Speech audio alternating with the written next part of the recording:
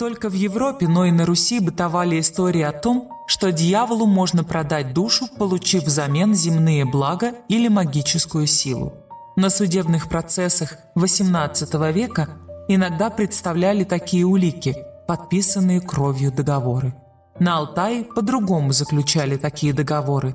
Надо было завернуть камень в некие письменно изложенные обещания дьяволу и бросить его в омут под мельницей.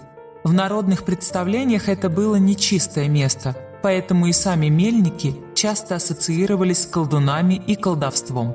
Однако самый главный и запоминающийся обряд, через который проходит каждый практик, это, конечно, инициация. Это страшно, это необратимо, это неповторимо.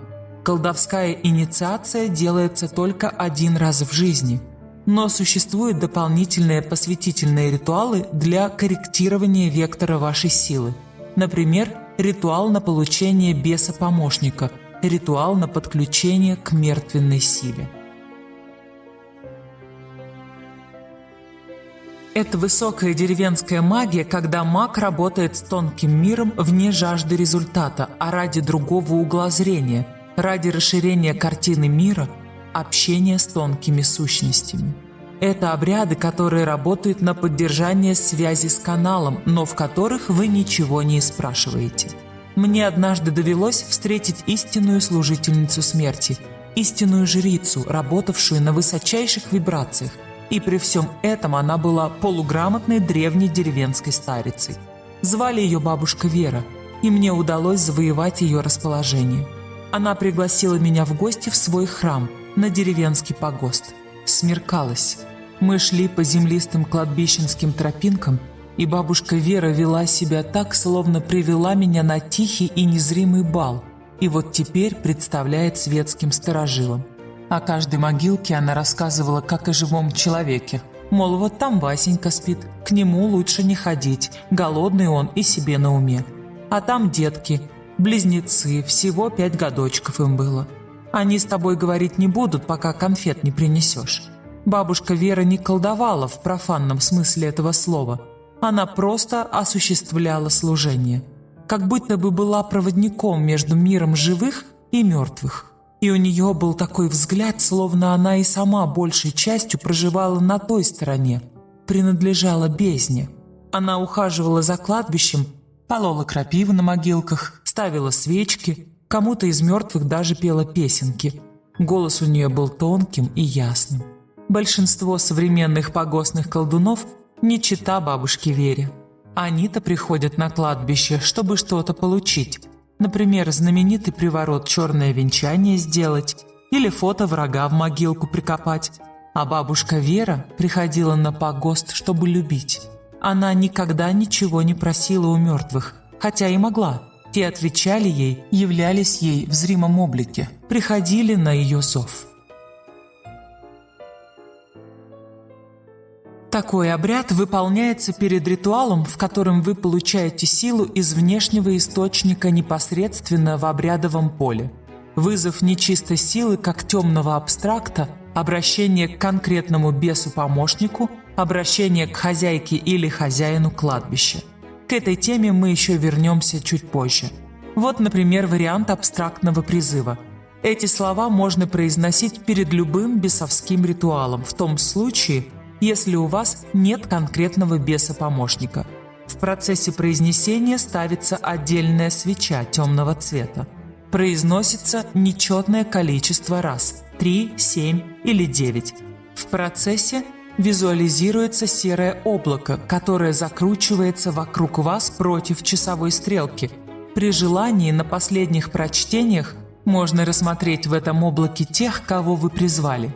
Если вы пользуетесь такими призывами, то после ритуала необходимо отнести на перекресток откуп. Как правило, эта рюмка водки выливается прямо в центр перекрестка. Кусок свежего мяса и монеты одинакового номинала – 13 штук.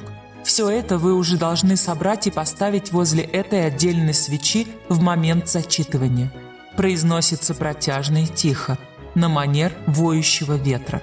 «Тьму стяжаю, на служение заряжаю, тьму призываю, лунным шепотом зазываю.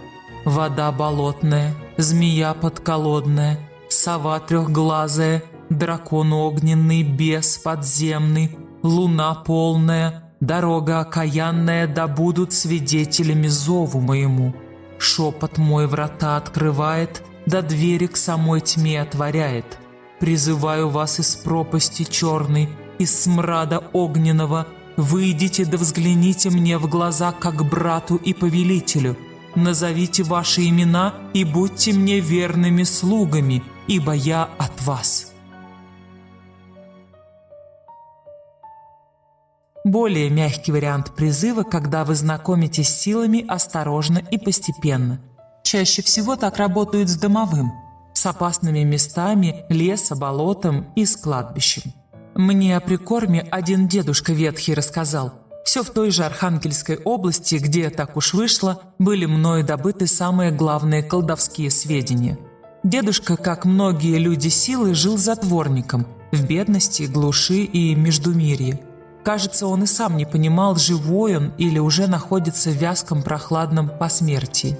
Люди его сторонились, такое часто случается с магами третьего возраста. Старость ведь усугубляет наше главное качество. А если самое главное в тебе способность мертвых видеть да говорить с ними, словно они и не покидали мира нашего, ты ведь к старости пропитываешься этой мертвечиной, сам становишься немножко мертвецом. Люди прекрасно это чувствуют. От тебя словно пахнет иным миром. Ты столько раз пересекал его черту, что это наложило на чело твое нестираемый отпечаток. С людьми дедушка тот общаться не любил, за помощью к нему не ходили вовсе. Это миф, что люди силы живут в состоянии вечного служения и решения чужих проблем. Среди нас много и затворников, работающих исключительно ради собственного кайфа от состояния прикосновения к запредельному. Таким был и тот дедушка. Хотя как-то раз он мне похвастался, что в юности он считался первым парнем на деревне. Девушки вокруг него хороводы водили, все ждали, что он обратит на кого-то из них внимание. «И еще 10 лет назад бабы ко мне хаживали», – приосанивался он. И несмотря на его ветхость, несмотря на совершенно кинематографическую затхлость его жилища, я легко могла в такое поверить. Колдуны и маги часто воспринимаются намного младше биологического возраста. Обратите внимание, воспринимаются, а не выглядят. Энергетика у нас другая, и мы много с телом работаем, не только с физическим, но и с энергетическими его параметрами. Для того, чтобы стать сильным практиком, необходимо сделать свое тело максимально проводимым для энергии. В общем, показал мне тот дедушка, как он мертвячку, его словечко, прикармливал, чтобы в услужение ее поставить. Говорит, есть в селе их легенда, что 2 века назад тут женщину заживо похоронили, ведьмой она была.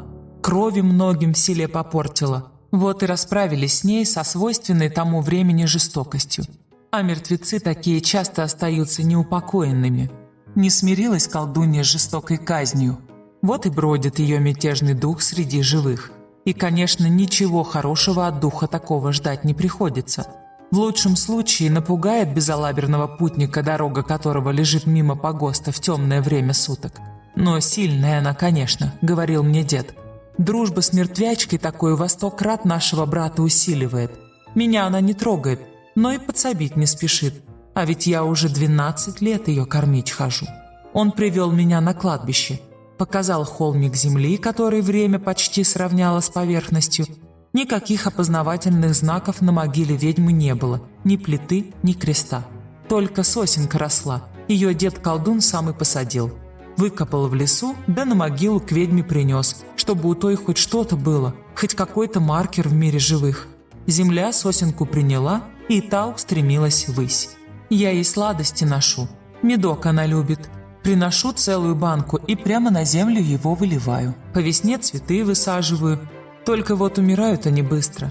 На прошлую Пасху денег скопил, да бусы для нее купил в нашем сельмаге. На меня так странно Анька, продавщица, зыркнула. Думала, видать, что полюбовница у меня появилась. Но я ее пугать не стал. Они и без того мною пуганные. А как же ты, дед, узнаешь, что мертвячка приняла твои дары и готова тебе в делах твоих помогать? «Сама даст понять», – вздохнул дед. Только вот я и не надеюсь уже, капризная она, обиженная. Но тут ее понять можно. Ты бы тоже капризной была, если б тебя заживо зарыли.